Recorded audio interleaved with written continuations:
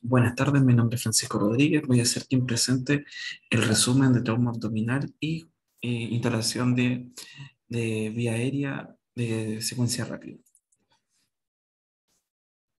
El docente de la asignatura es Rodrigo Sotomayor y la materia es para urgencias y emergencias médicas 2. Como introducción tenemos que entender que un trauma abdominal es es una patología tipo traumática de mayor prevalencia a nivel mundial y principalmente la que tiene mayor mortalidad dentro de los tipos de traumas. Hay que entender que dentro de esta presentación se van a manejar diferentes tipos de conceptos como son el trauma cerrado, el trauma penetrante, el trauma por explosión y el manejo y conducta que hay que tomar en diferentes posiciones ante esto. Al mismo tiempo se van a definir otros tipos de traumas como son el trauma de pelvis y por último la intubación orotraqueal de secuencia rápida. Como primera instancia se va a hablar de los mecanismos, dentro del trauma abdominal, los mecanismos de lesión. Tenemos tres posibles tipos de trauma dentro de los mecanismos de lesión, que sería trauma cerrado, trauma por explosión y trauma penetrante. El trauma cerrado es toda lesión, todo trauma que se genera en el paciente posterior a una descarga de energía cinética sobre el abdomen del paciente que genera una compresión y posible laceración o de órganos o vísceras dentro del paciente por culpa de este impacto energético. Se caracteriza porque no hay apertura de la cavidad abdominal generando por consecuencia que la lesión queda contenida.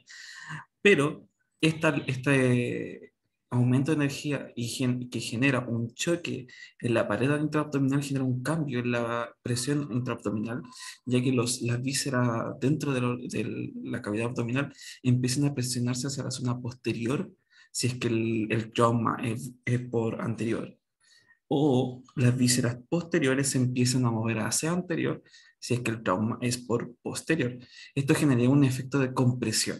Esta compresión generaría lesión, altos niveles de hipoxia por la cantidad de vasos pequeños que justamente genera una destrucción, que por consecuencia generaría una lesión tipo isquémica que llevaría a una necrosis. Además de eso, los órganos, ciertas vísceras, como serían el hígado o el vaso, son altamente afectados por el tipo de lesión que podría haber. Hay que entender que dentro del trauma cerrado existen muchas posibilidades que podría generar eh, este tipo de lesiones, como por ejemplo, ya que comúnmente ocurren en accidentes, por ejemplo, de tipo automovilísticos, donde hasta usando el cinturón de seguridad genera un tipo particular de lesión. Y dependiendo del tipo de cinturón de seguridad, van a generar diferentes tipos de patologías, como por ejemplo, si tenemos el cinturón que está asegurado en la cadera ya que es un cinturón de 2 puntos, va a existir una compresión de la cavidad, un cinturón de 3 puntos va a generar comúnmente una compresión y en algunos pacientes de baja talla va a haber un deslizamiento del paciente por debajo del cinturón, generando justamente a veces una compresión de inferior a superior. Y por último, la lesión que se genera justamente por la misma bolsa de aire que genera un impacto. Siguiente tenemos trauma por explosión, que hay que entender que la explosión es el proceso por el cual una sustancia líquida o sólida pasa rápidamente a un estado gaseoso y generando un aumento, un consumo de oxígeno en el ambiente de manera extrema, que genera una onda de choque subsónica en primera instancia y después supersónica. Esta explosión genera una onda de choque que dependiendo de la distancia por la cual esté el paciente, va a generar diferentes tipos de lesión. Hay que entender que el paciente, entre más cerca donde esté en el origen de la explosión, va a haber un tipo de lesión que va a ser quemante, justamente erosiva, por la presión y el calor que genera esta onda expansiva. Y entre más lejos está, va a generar que la compresión del movimiento de la masa de aire por la misma explosión va a generar compresión de los tejidos. También hay que entender de que por probabilidad el paciente cerca de una explosión, el traumatizado, va a chocar con otros componentes generando otro tipo de traumatismo como fracturas de miembros, fracturas de costillas y posiblemente algún tipo de trauma penetrante, que es el que vamos justo a hablar ahora. El trauma penetrante se va a caracterizar porque es un trauma en el cual una arma cortopunzante, un instrumento que va a tener este tipo de características, va a ingresar a la cavidad abdominal y se van a caracterizar, o sea, se van a subdividir en dos tipos de traumas penetrantes. El primero va a ser un trauma que se va a llamar simple, en el cual el, el arma punzante, sea un arma propiamente dicha tal, o sea algún instrumento o algún escombro con estas características, va a ingresar a la cavidad y no va a generar lesión de vísceras, ya que posiblemente quedó en la cavidad propiamente tal, pero no generó esta lesión. Segundo, va a generar que esta arma va a penetrar una víscera y va a generar una laceración de esta. Esto es la manera más complicada de lesión y hay que entender de que si esta lesión es masiva, esto quiere decir de que ingresa en una herida continua y genera una apertura de la cavidad abdominal, se llama trauma abierto justamente. Luego vamos a tener la evaluación y manejo de este tipo de pacientes. Hay que entender que en un paciente con un trauma abdominal, o el trauma que sea, en primer instancia tenemos que hacer obviamente el ABCD. Mientras se está haciendo el ABCD y se está evaluando justamente vía aérea, respiración, circulación, neurológico, exposición, se tienen que intentar ir recaudando y cuando se estabiliza el paciente propiamente tal, al paciente hay que empezar a hacer la evaluación secundaria, en la cual vamos a hablar justamente ahora. La evaluación secundaria se va a caracterizar porque vamos a tener entonces que hacer una historia clínica exhaustiva, ya que con esto vamos a poder más o menos definir cómo fue el tipo de trauma, si esto fue por una caída, si esto fue por un choque automovilístico, si además de eso también patología, cirugía, consumo de medicamentos, alergias, el cual nosotros vamos a eh, poder definir exactamente cualquier tipo de complicación que el paciente va a tener. Luego de esto, el examen físico, donde vamos a tener las maniobras básicas de inspección, ocultación, palpación y percusión, ya que hay que recordar que el examen físico abdominal es distinto al resto del examen físico. Para no alterar los ruidos hidroaéreos, se va primero a hacer la ocultación antes de la palpación y la percusión. Y para esto, primero hay que tener en cuenta de que se va a estar buscando lesiones, presencia de líquido, presencia principalmente de puntos dolorosos, que si bien estadísticamente la presencia de dolor o ausencia de este no va a descartar la posibilidad de una complicación de un trauma, como podría ser, por ejemplo, un hemoperitoneo por presencia de líquido o una lesión de víscera hueca, generando por consecuencia una complicación. A pesar de que existe la posibilidad de que no existan estos síntomas, no se descarta hasta que se hagan exámenes correspondientes y se mantenga esta vigilancia.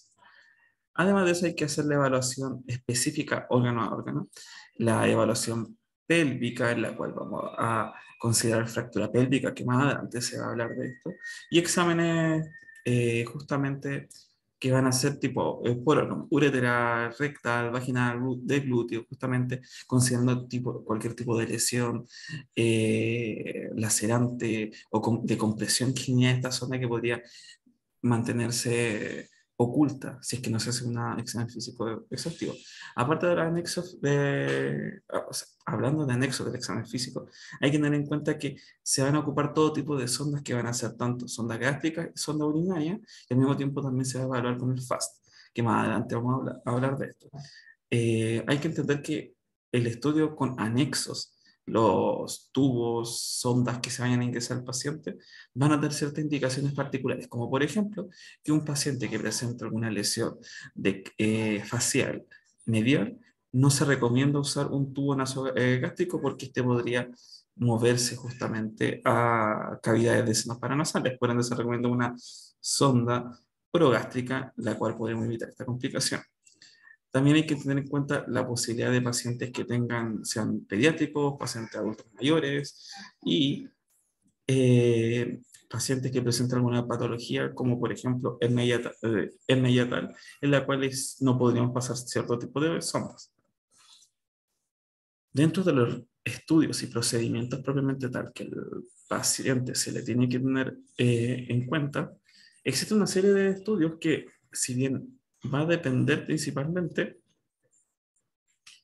de lo que estemos buscando y de lo que estemos evaluando. Si bien por regla general se suelen hacer casi todos estos, hay cierto orden. Por ejemplo, el examen más rápido de esto va a ser el FAST, la ecografía FAST, que nos va a permitir ver si hay que hay líquido libre en las cuatro ventanas eh, de FAST, que van a ser hipocondrio derecho, hipocondrio izquierdo, pericárdico y fondo de saco, que nos van a permitir evaluar si es que existe, por ejemplo, laceración hepática, laceración esplénica, líquido pericárdico o presencia de líquido en el fondo de saco de Douglas. Y que por sospecha nosotros automáticamente se asume que esto es sangre, por ende hay un hemoperitoneo, pericarditis, generando por consecuencia que nosotros rápidamente podemos evaluar si es que hay algún tipo de presencia de líquido. Al mismo tiempo, nosotros podríamos estar evaluando posteriormente radiografías donde podríamos ver la parte ósea si es que hay algún tipo de fracturas, la parte abdominal si es que existe, por ejemplo, torsión abdominal, y si es que estos tenemos ciertas dudas de que hay una complicación de esto después de la estabilización del paciente, se pueden realizar los exámenes siguientes, como podría ser una tomografía axial computarizada, eh, donde nos permitiría, por ejemplo, analizar estructuras retroperitoneales que no, con los demás exámenes no nos podemos evaluar, como por ejemplo riñones de mejor manera. También se podría evaluar correctamente el parénquima hepático, el parénquima esplénico, si es que hay alguna lesión, principalmente. El lavado peritoneal diagnóstico se va a dejar como última instancia si es que los exámenes salen negativos, pero hay una sospecha clínica, o por ejemplo, que hay una inestabilidad hemodinámica del paciente que es recurrente y que no se puede controlar, donde nosotros sospechemos que hay presencia de líquido, se va a dejar como última opción, ya que esto dejaría apertura justamente para un procedimiento laparoscópico. Para el estudio de contraste, estaríamos principalmente evaluando si es que el paciente tiene algún tipo de lesión vascular que podría justamente estar empeorando la situación y la escena clínica, o, por ejemplo, alguna patología concomitante de trombosis del paciente, por ejemplo. Dentro de la siguiente tipo de fracturas que nosotros podríamos evaluar son justamente las lesiones pélvicas. Las lesiones pélvicas son de tres tipos principalmente. Una lesión por compresión anterior, compresión lateral y fractura por cizallamiento vertical.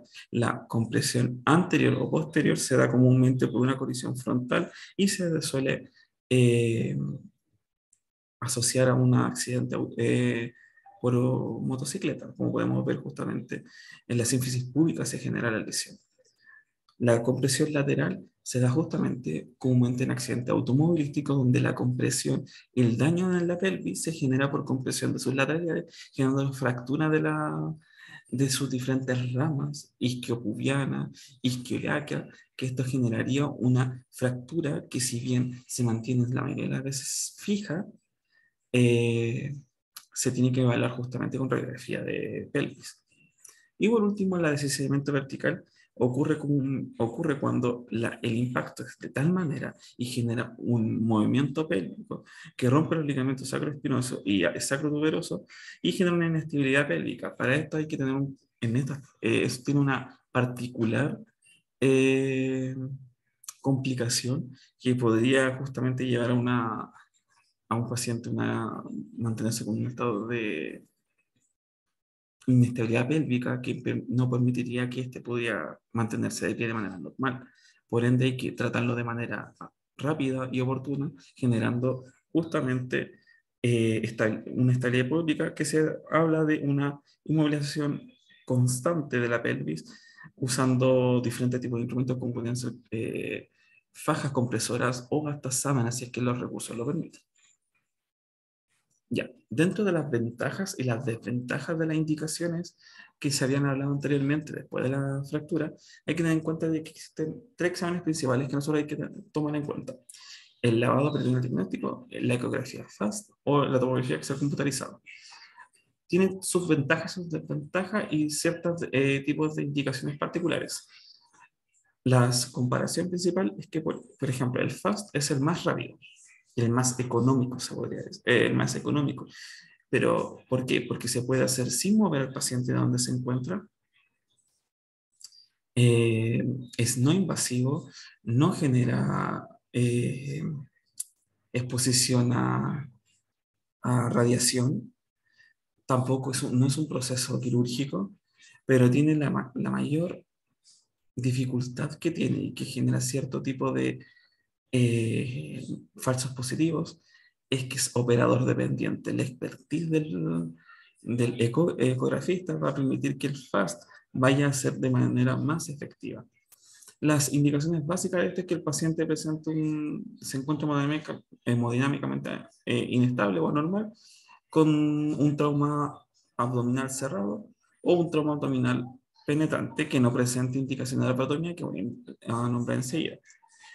El TAC, si bien es la segunda opción para la mayoría de los procedimientos, es cuando justamente queremos evaluar ciertas estructuras que el FAS no nos permitiría y que es altamente específico y altamente sensible y nos permite un diagnóstico anatómico mucho más preciso y también es no invasivo, pero tiene como una gran ventaja que podemos visualizar estructuras retroperitoneales, estructuras óseas, tejidos blandos, como habían hablado anteriormente, la ventaja que podemos analizar parénquima de diferentes tejidos, pero el problema es que uno se expone al paciente a radiación. Dos, es que tiene un gran costo, ya que primero se tiene que tener profesional capacitado tanto para la realización del examen como para con la lectura de este examen.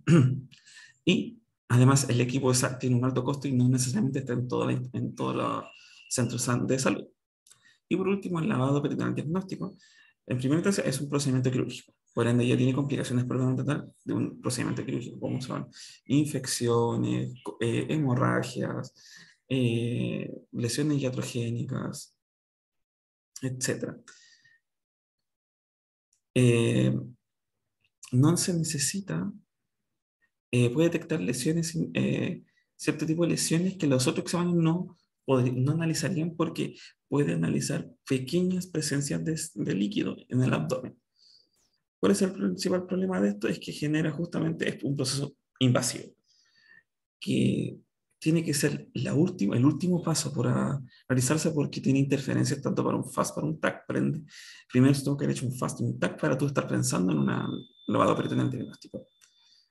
Y por último es que no puede identificar lesiones del diafragma. Luego de esto hay que entender que existen una serie de indicaciones posteriores a estas para uno realizar una laparotomía.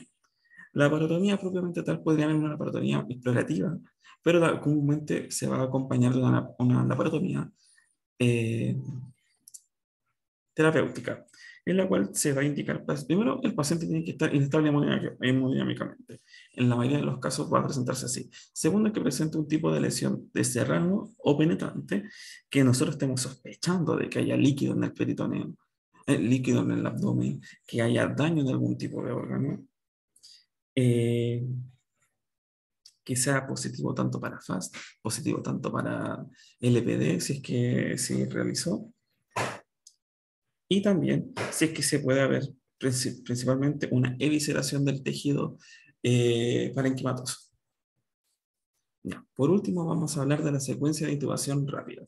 Hay que entender que la secuencia de intubación rápida es un procedimiento en la cual eh, nosotros podemos realizar de manera sistemática una intubación que a medida que ha ido pasando el tiempo, diferentes guías han ido modificándose, generando que el estudio farmacológico, los diferentes tipos de análisis bibliográfico han permitido que esta guía se vaya constantemente actualizando. Primero, consta de 8 pasos básicos. El primer paso es la preparación. Para la preparación se van a caracterizar que va a consistir de tres grandes pasos. El primero es la monitorización del paciente, donde se va a ver signos vitales, el paciente se va a analizar eh, frecuencia cardíaca, justamente saturación de oxígeno, etc. Segundo, la preparación tanto del material como la evaluación de la vía aérea. En el material tenemos la, el, la mnemotecnia, o sea, el acrónimo SORMI, que va a hablar de oxígeno, los materiales que nosotros necesitamos para realizar justamente una intubación rápida. Primero está el equipamiento, donde tenemos el laparoscopio, el monitoreo, los fármacos que más adelante se van a hablar, la vía aérea, la oxigenación y el equipo de succión. Y por último, Lemon, que sirve para, justamente para evaluar eh, la vía aérea de difícil acceso. Para esto tenemos primero la L, que significaría observar, look, observar externamente. Si el paciente presenta algún tipo de condición predictoria de vía aérea difícil como obesidad, cuello corto, masas, lengua protruyente, ausencia de piezas dentales. Luego vamos a tener la evaluación que va a ser 3-3-2, que comúnmente la mayoría de los pacientes cumplen este criterio, que son 3 traveses de dedos de apertura oral y buen movimiento mandibular, y 3 traveses de dedos del mentón al yoides, y 2 traveses de dedos del piso de la boca al cartílago tiroides. Luego de eso tenemos la M, que es justamente la clasificación de Mayampati, que va a evaluar justamente la relación de lengua y el istmo de las fauces, donde vamos a poder observar la vía aérea con mayor facilidad. Por último, tenemos evaluar la posibilidad de obstrucción de la vía aérea, donde una intubación está contraindicada si es que el paciente presenta obstrucción. Y por último, hay que evaluar justamente la movilidad del cuello y si presenta trauma o patología que imposibilite o limite la extensión del cuello. Luego, en el pasado, tenemos la preoxigenación, donde el paciente se le va a dar a través de mascarilla, un constante flujo de oxígeno a través de un FIO2 del 80-100% por 3 minutos para mantener la presión positiva para optimizar la hemodinamia del paciente. Luego tenemos una premedicación, que esto va a ser 3 a 5 minutos previos del procedimiento propiamente tal de medicación del paciente, donde se le va a dar lidocaína como relajante muscular y fentanilo como analgesia. Luego tenemos el proceso de inducción, en el cual va a ocurrir 3 a 5 minutos después del paciente. Con la inducción nosotros estamos buscando justamente que el paciente tenga una disociación neuronal, considerando que para que el paciente se mantenga en un estado de sedación. Hay diferentes tipos de fármacos, los cuales va a poder tener este efecto, como la ketamina, que es uno de los más ocupados. Inmediatamente después de la inducción se va a generar la parálisis, que va a estar principalmente para que el paciente no tenga el reflejo ni tusígeno ni el reflejo hemático, generando a consecuencia una mayor facilidad para el abordaje de la intubación. Luego de esto va a estar la intubación propiamente tal, que va a estar primero que el paciente se tiene que posicionar con la posición de buje, que básicamente es una hiperextensión de la articulación atlanto-occipital, permitiendo una mejor visualización de la vía respiratoria. Después de esto se va a evaluar la clasificación de Cornack-Lehan, que va a evaluar la capacidad de intubación en relación justamente a la epiglotis, en cómo se encuentra en ese momento, para generar una intubación. Y luego la instalación del tubo orotraqueal con posterior instalación de mascarilla. Luego tienes que ver la parte de control de calidad de tu intubación, en el cual se van a analizar justamente una serie de pasos, pero los más importantes son auscultar bilateralmente, que el paciente tenga eh, murmullo vesicular o ruidos pulmonares en ambos hemitórax, ya que si a causa de que se encuentre que ninguno de los dos hemitórax esté ventilando o que solo uno, se estaría hablando de que, por ejemplo, el tubo no entró por la vía aérea, sino la vía digestiva, o bajó más allá de 2 centímetros de la carina traqueal, pero permitiendo que entre un bronquio segmentario. Luego de eso, análisis de capnografía y por último la radiografía de tórax, que nos va a ver y visualizar exactamente cómo está ubicado el tórax y con el control de calidad de que el tubo orotraqueal esté 2 centímetros arriba de la carina. Y luego el cuidado post, de intubación, donde se va a mantener la analgesia, se va a tratar ya la enfermedad de base, ya que la principal indicación de intubación de tórax tiene que ver con la evitación de la broncoaspiración para no generar una neumonía broncoaspirativa, principalmente, que es una complicación mucho mayor. Y la monitorización de la presión parcial de oxígeno del paciente y la constante oxigenación y ventilación de éste. Como conclusión, hay que recordar que el trauma abdominal es altamente prevalente y que tiene que manejarse en muy poco tiempo. De hecho, muchos de esos exámenes, muchas de sus maniobras se pueden hacer en 1 o 2 minutos, exceptuando, por ejemplo, el LPS, el, el LPD. Entonces tenemos que rápidamente hacer una historia clínica acortada, fast, radiografía de tórax y abdomen, y si es que se da una tomografía. Previamente a eso también hay que mantener estable el paciente, y si es que es necesario la intubación, al paciente se le debe generar una intubación que hoy en día se hará de secuencia rápida, donde se puede hacer en menos de 10 minutos. Muchas gracias, esta es mi presentación. Y por último, tenemos la bibliografía en la cual yo me basé para realizar este trabajo. Muchas gracias.